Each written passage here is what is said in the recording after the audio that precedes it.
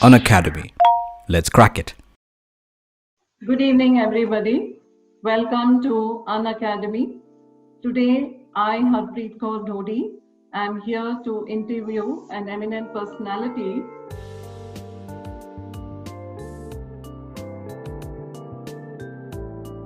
Mr. D. Ashok is the CEO of Gossamer Consultants Bangalore, and he is also a certified CEO executive coach. Most importantly, he is an adjunct faculty at IIM Bangalore and Udaipur. He handles several courses related to management consulting, service strategy, supply chain management, and MIS. Mr. D. Ashok has done his BTech from IIT Madras and an MBA from IIM Bangalore. He has 40 years of experience in management consultancy and has worked with leading MNCs, formulating their business strategy and running their business most profitably. He is involved in nearly 200 consulting assignments covering strategy, business process improvements, and IT. He has been rated as a very motivating leader and an outstanding speaker, and has been invited to be a keynote speaker to lead panel discussions at seminars and discussions organized by diverse bodies. He has published papers and articles in journals, magazines, and newspapers. We call him lovingly Dash. Dash is the ERP Advisory Board of IIM Udaipur. He's an active Rotarian and he works with NGOs like Green Foundation, Sangamitra Financial Services, and Social Venture Partners. He figures in Gibraltar's who's who of international consultants. So welcome, Mr. D. Ashok, and good evening. Welcome to Unacademy. Thank you, Preeti. Good evening to you and good evening to all my young friends. It's such a pleasure to be on your show today. Yes. So the first question that I'm going to ask you, Mr. Ashok, as my students would be interested to know from you.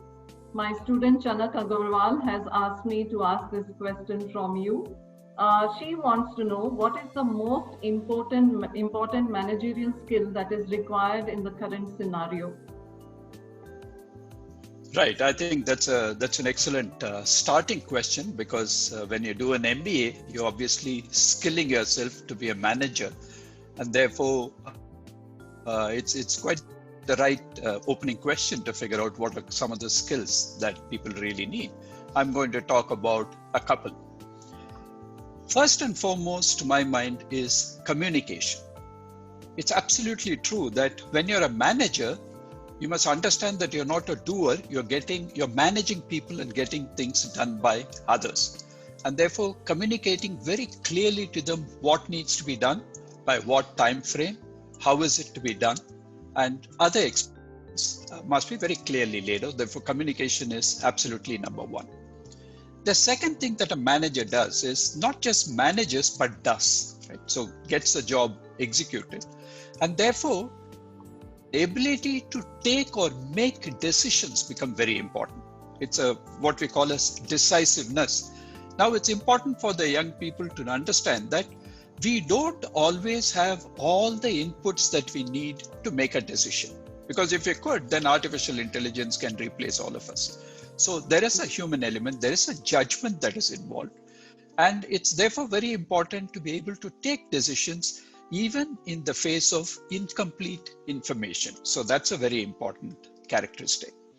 The next thing, that as managers, we are in organizations, we're always going to face problems. Problems could be from customers, problem could be from suppliers, it could be the manufacturing side, it could be non-payment, many kinds of problems.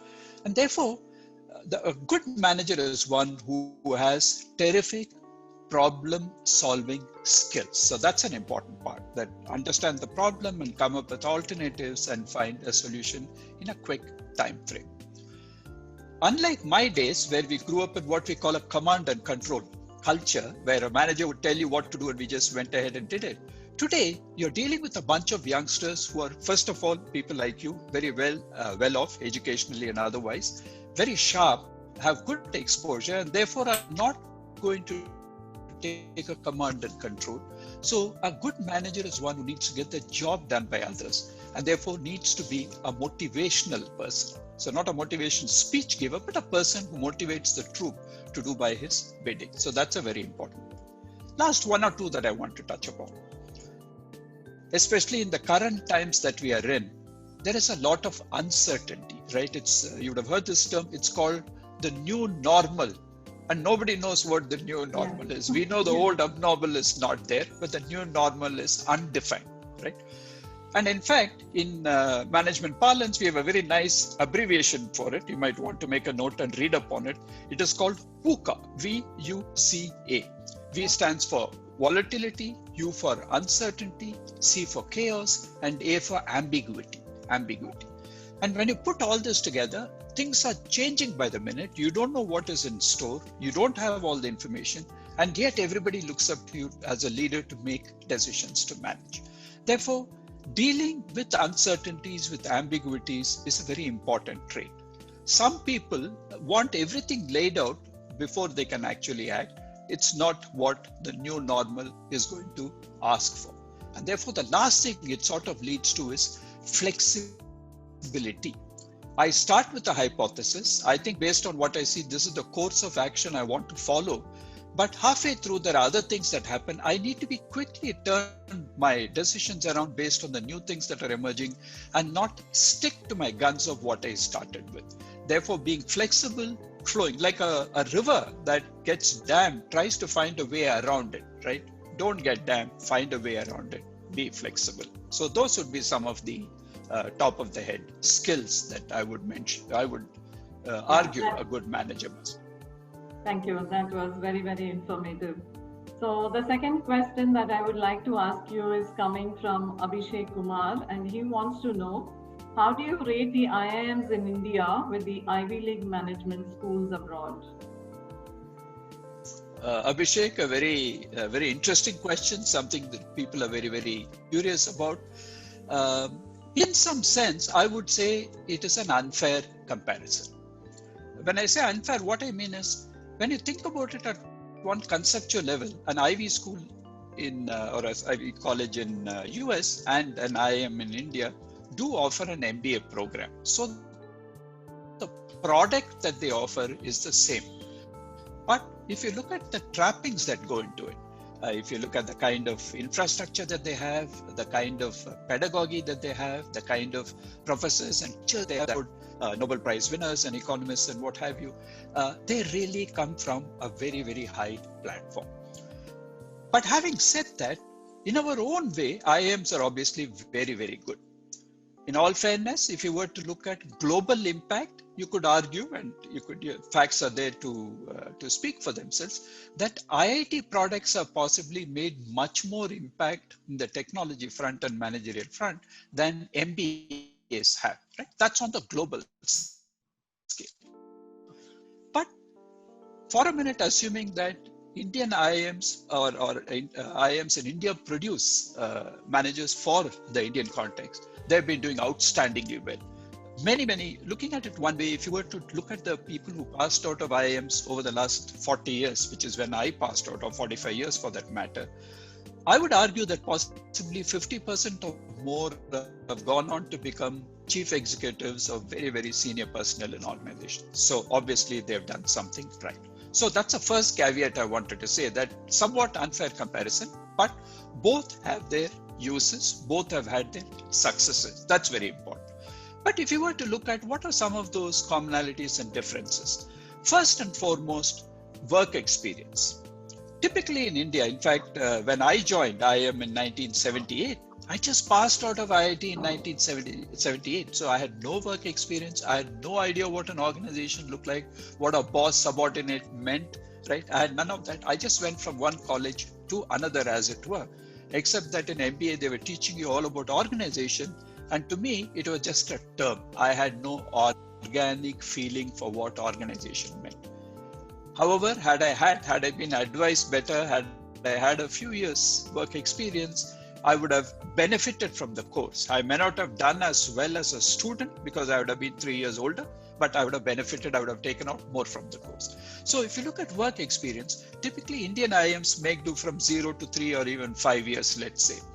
Whereas if you look at the MBAs abroad, especially the Ivy Leagues, it's almost mandatory for you to have minimum of 3 to 5 years work experience before you can get into the portals of an MBA institute, right?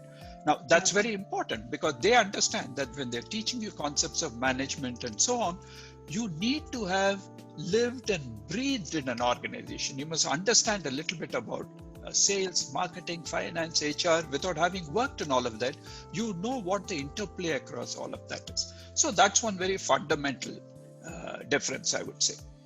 If you were to look at the admission process and therefore the kind of people who get into IIMs, it's possibly 70-80% plus are people who have engineering or quantitative background, right? That's the way the system is geared. That's the way people max it. If you were to look on the other hand, and of course the new education policy, at least at the school level, is making a very refreshing change. They're allowing you to do science as well as say humanities, for instance, right? Which is fantastic. But if you switch over to US, they are not so hung up about an engineer or a mathematics or a statistics or a commerce graduate. They take people from all walks of life. There are people who have done political science, they do MBA. There are people who have done archaeology and they do MBA. So they welcome all kinds of people because when people of those kinds of backgrounds interact together, there are very rich discussions. So in US, they very actively encourage people with very diverse background. Not only that, going one step further, they also offer a phenomenal variety of courses which people can take. And in fact, they insist that if you're going to major in, say, marketing, you must take X number of courses in non-marketing areas so that you become a little broad-based. To give you as an aside, my daughter went through her undergrad in US and also her MBA from Stanford, which is one of the Ivy Leagues you're talking about. And will you believe in the second year, she took a course called Critiquing Bollywood Films. And they offered that course because so she was very keen. They flew in a director from Chennai and he handled that course. That kind of catalytic behavior you will not see. Openness, linking courses you will not see in Indian IIMs. So that's part of the Indian culture. The other thing, of course, when it comes to costs, there is no brainer. While IIMs are considered very expensive at 15 to 25, 30 lakhs, it is going to cost you possibly $150,000 to $200,000. Let's say that's about $1 crore to do a 2-year MBA program. And if you throw in tuition and residential and airfares and whatever else, chances are it's going to be somewhere closer to $1.5 crore in an Ivy League for a 2-year program if you're paying from Indian rupees, right? That's therefore it's possibly 3-5 times. So cost is obviously for an Indian converting from rupees to dollar is not very conducive. The other quick point I want to make is if you look at the Indian IIM system, it's general management, meaning they offer electives in marketing, in finance, in HR, all the systems, all the known kind of things. Very often these Ivy League colleges have a habit of offering what we call domain specialties. So it could be banking and financial services, it could be retail industry, it could be healthcare, for instance. So they prepare you as a manager for a particular industry. And therefore you're not just learning about, for instance, marketing, but you're learning about marketing healthcare services, right? So those are the kind of specifics that they get into, and that helps a lot. A few other quick compare and contrast. Typically, if you look at IIMs, they are very academically oriented, bent of mind. They do a little bit of research, but they don't have very deep connects with the industry, if you like. In the West, they're very, very particular that there are deep nexus between the industry and the curriculum. People come from outside and give guest lectures. People go for internships. We do that in India, of course. But they are very keen that people who pass out of IIMs don't just, pass out of an Ivy League MBA, don't just come out with basic 101 MBA, but they are even tailored for certain specific industries should the need arise. There are 1 or 2 non-IIMs in India that offer that, like IPE in Hyderabad, but that's a different kettle of fish. If you look at the number of students who go through the portals of these institutes, you'll be very surprised. In IIMs, for instance, some of the largest IIMs have as many as 300 students. We say as many as 300 students. But it's almost always, you would expect, you take Harvard, for instance, 800 plus people pass out, right, from just MBA. There are other management programs going on as well. So scale-wise, they are geared for everything which is much stronger. Just one last point I wanted to make, which is about the alumnus. If you look at the alumni in the Ivy League schools in US, they give an endowment after they passed out and they made it really big, and many of them have become millionaires, and a couple of them, of course, billionaires. They give huge endowments back to their alma mater. So they give millions of dollars, set up funds. So a good amount of research and so on gets done there. That doesn't happen in India. We are not as giving as the US counterpart is. So the alumnus in IIMs don't give back as much to IIMs as the alumnus of Ivy League does. Right. Okay. So I know that's quite a mouthful, but maybe a half a dozen points that each of you might pick and choose the ones that appeals to you. Yeah, sure. I know it's very informative for every student. So yes, the next question I wanted to ask you, Dash, is should one specialize only in one subject like marketing, or should you be a generalist?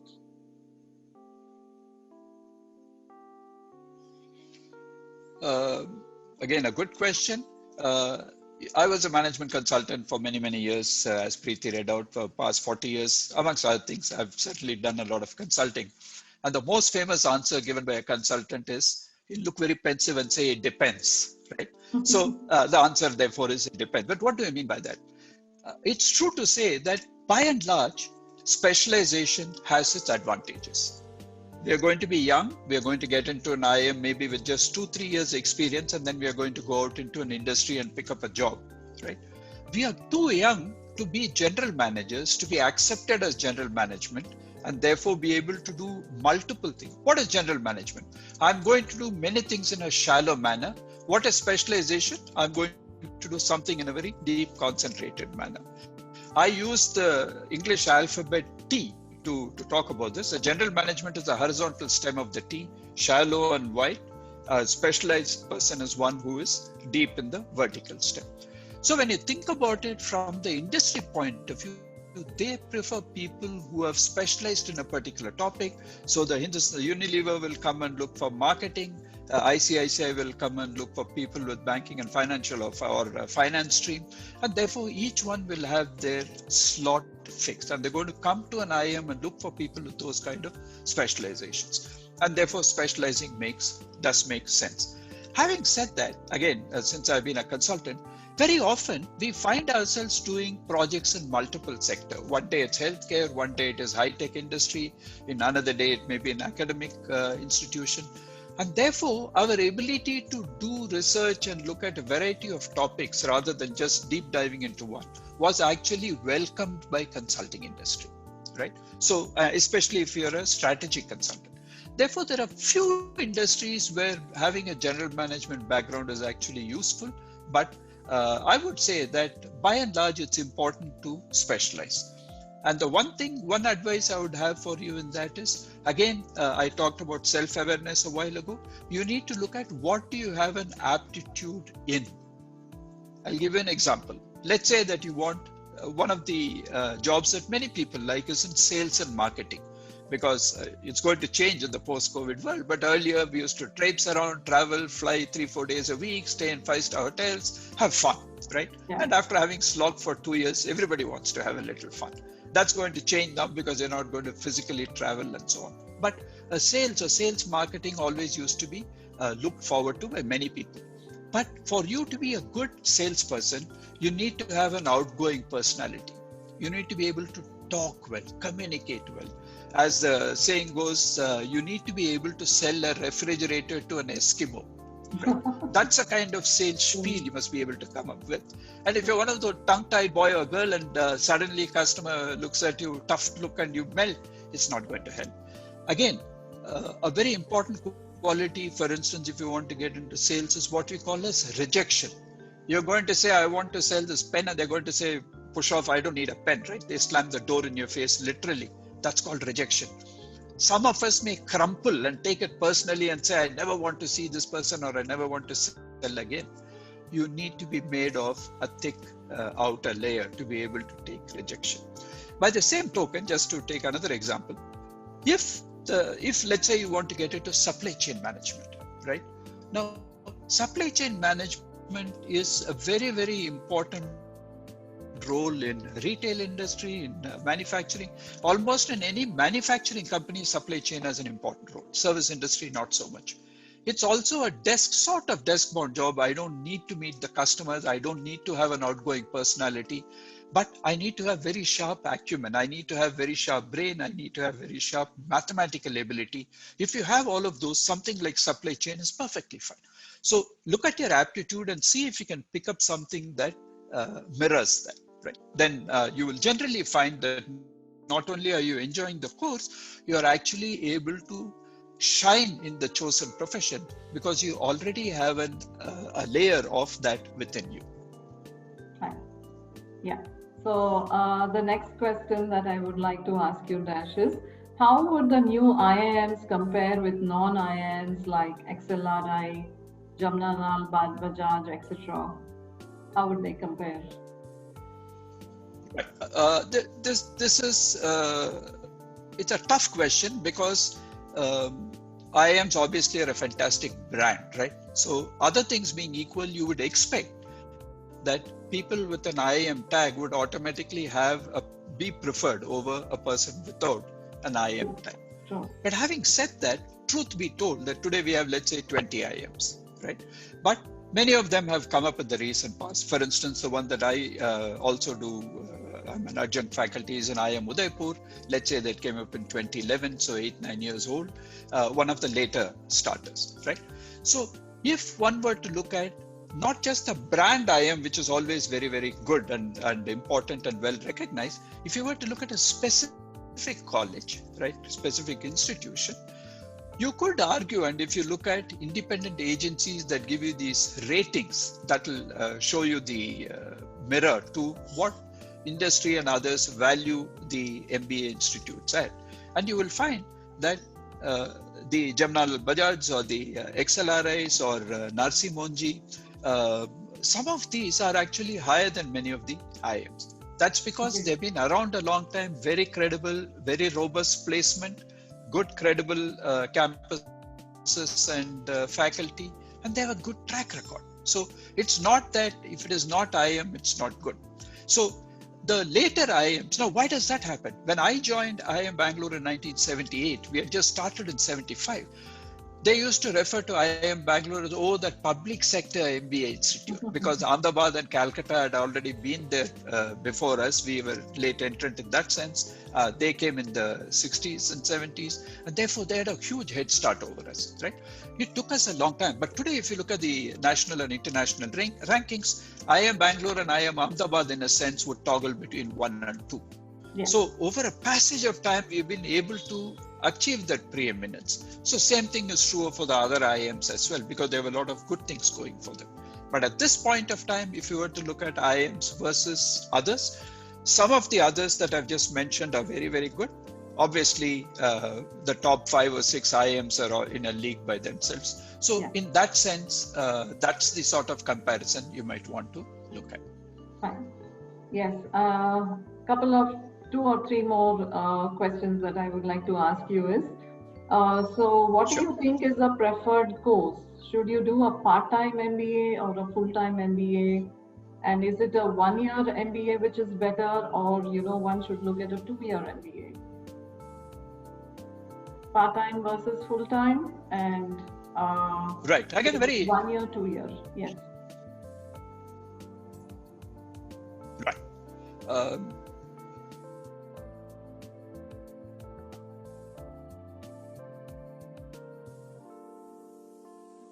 Are asked by people who are working in industry with, let's say, 5+ years of experience, because they have an option.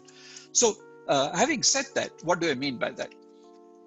At the end of the day, there is no substitute for a 2-year full-fledged MBA, because that is consummate, right? It has everything that you want, including 2.5 months internship thrown in. So it makes for the best possible MBA. There's no doubt about it. But there are variations of that. So let's take the part-time versus full-time, right? There are variations, and we will look at that. One of them, for instance, is instead of 2-year full-time, it could be a 3-year part-time. XLRI, for instance, would give a 3-year part-time course, and many people who worked in the Tatas in Jamshedpur, for instance, would go on to getting their MBA from XLRI. What they do is that it's interesting. It's a 3-year part-time program versus 2-year full-time, but the final exam that you take is the same, right? And therefore the degree that you get is the same. It's on par, whether it's a full-time or part-time. So some of the rigor and so on, therefore, is not lacking. Having said that, there are courses on offer today. You asked about a 1-year MBA, for instance, and possibly the most recognized of that is ISB. Right, it's up there. The Indian School of Business in Hyderabad is a very, very good 1-year MBA program. Now, just think about it. If others offer a 2-year program and another institution offers that in 1 year, you've got to do one of two things. One is my course load is twice as much as the other, which means though it's a 1-year program, I actually crunch 2 years worth into 1 year. It's not going to happen because IIMs and ISBs still have only 24 hours in a day. So you can't change that. You might put a little extra credit, extra hours kind of thing, but that's only incremental. However, having said that, by virtue of the pedigree with which, say, ISB was set up, the kind of people who set it up, the kind of faculty which still today, by and large, they come from US, do a course and go back. And therefore, the rigor and the kind of governance and everything that they had for a long time put them up into a position of preeminence. So many people do prefer a 1-year MBA from an ISB kind of thing, because ultimately, if you do a litmus test of placement, they are very, very good. They are on par with some of the younger IIMs and possibly better than many others. So a 1-year MBA is not bad in itself, but what happens there is that, think about it for 1 minute from an employer's shoes, right? If an employer has an option of interviewing two candidates, one has a 2-year MBA from say IIM, the other has a 1-year MBA from ISB. From an input point of view, the person from IIM is obviously going to have more inputs going into her than the ISB person, right? That's from an input point of view. And of course, it finally depends on how well you do in the exams and so on. It also means the rigor and so on of what you've gone through in a 2-year program will be much more than a 1-year program. So you're likely to be peripherally aware of many more things than a crunched 1-year program. It's not bad in itself, but it is obviously one notch lower than. And then, of course, if you take the part-time kind of programs, the fact that it's part-time means that they are trying to accommodate people who possibly are already working, right? Very often there are people, executives who are working and doing a part-time program. The good thing with that is these executives are going to skill themselves in managerial topics better than had they just tried to learn on the job. Because at the end of the day, for some subjects, classroom becomes important. In some other subjects, the learning that you have on the job, I have a term for it, I call it learnings from the school of hard knocks. You fall down, scrape your knee, you learn, right? Yeah. Brush it off and get up and get going. So therefore, it has its advantages when you do a full-fledged program. But if you're a working executive who's learning some of this, you're obviously likely to use some of that on the job much better than if you're just trying to do by yourself. So in the context of an executive who is working and wants to upskill himself or herself, an executive MBA is very good. But if you try and do an executive MBA and then look for a placement after that, I don't believe it has been as successful. So that's one point that you want to watch out when it comes to the part-time versus full-time and 2-year versus 1 year. And last question I want to ask you is, post the pandemic, will there be any changes required in management education and management roles?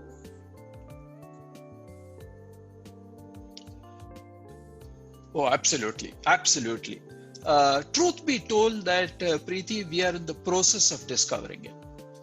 Take me, for instance, for the last 7 years, I've been teaching in IIM Udaipur. I would physically go to Udaipur.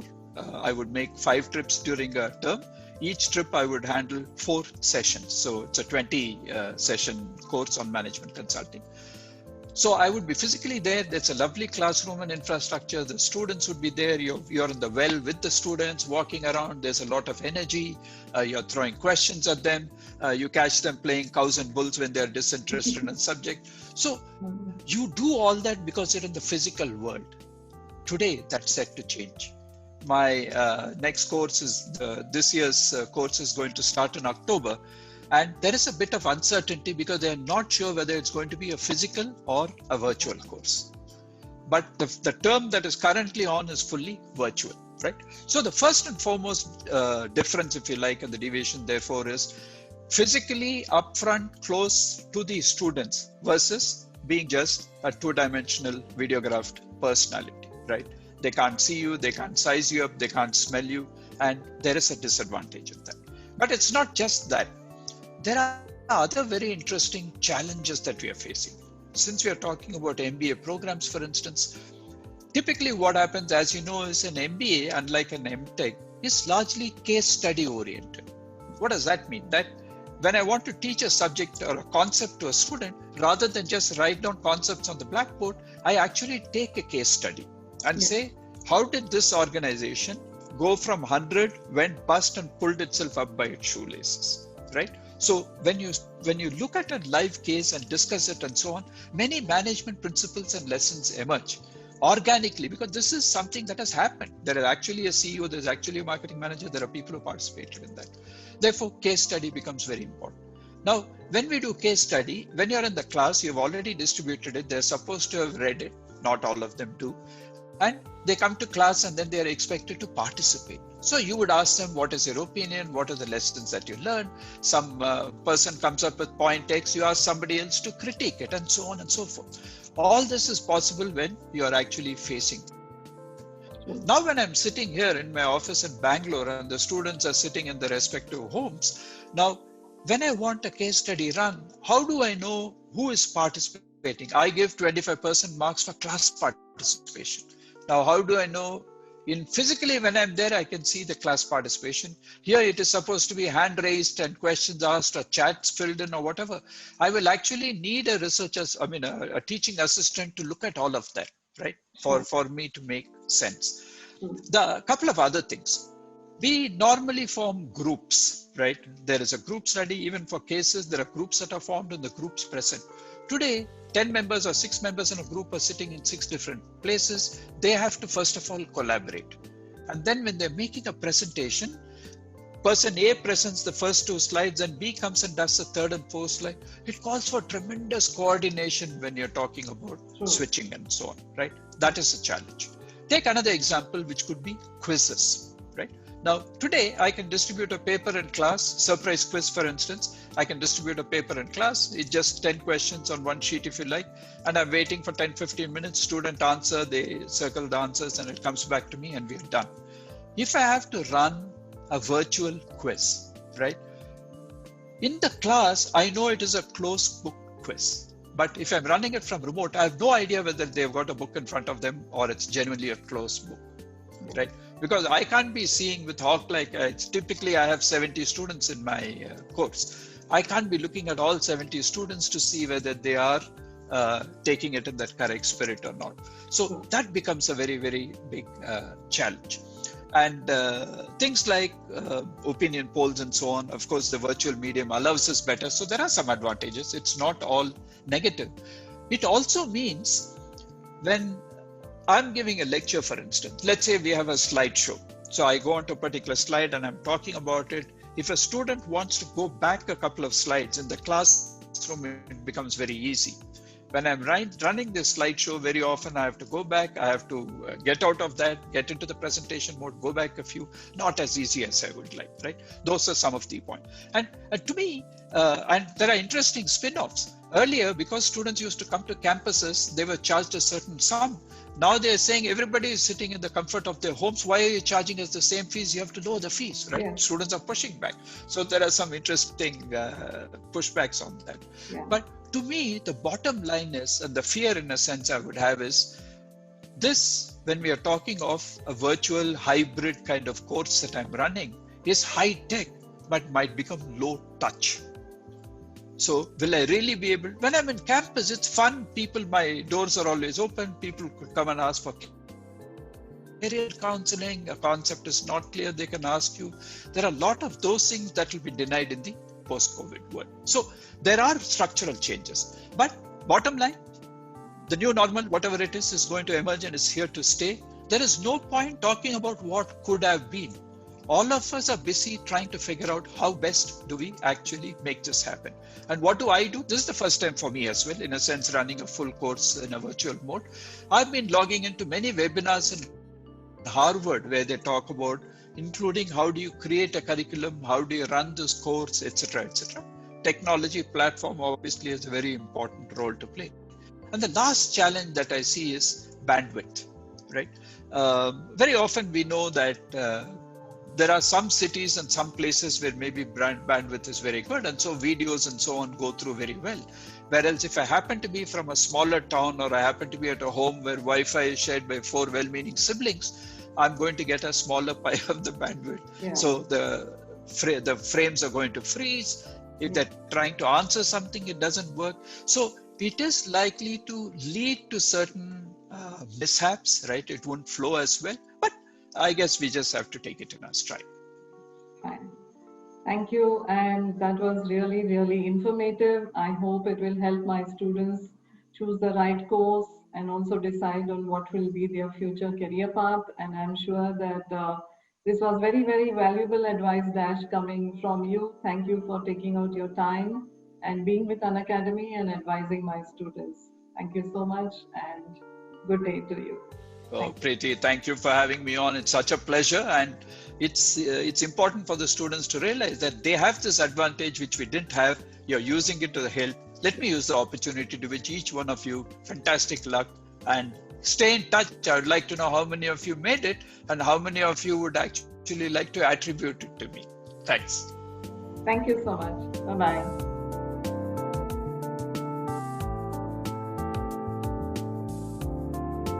Unacademy.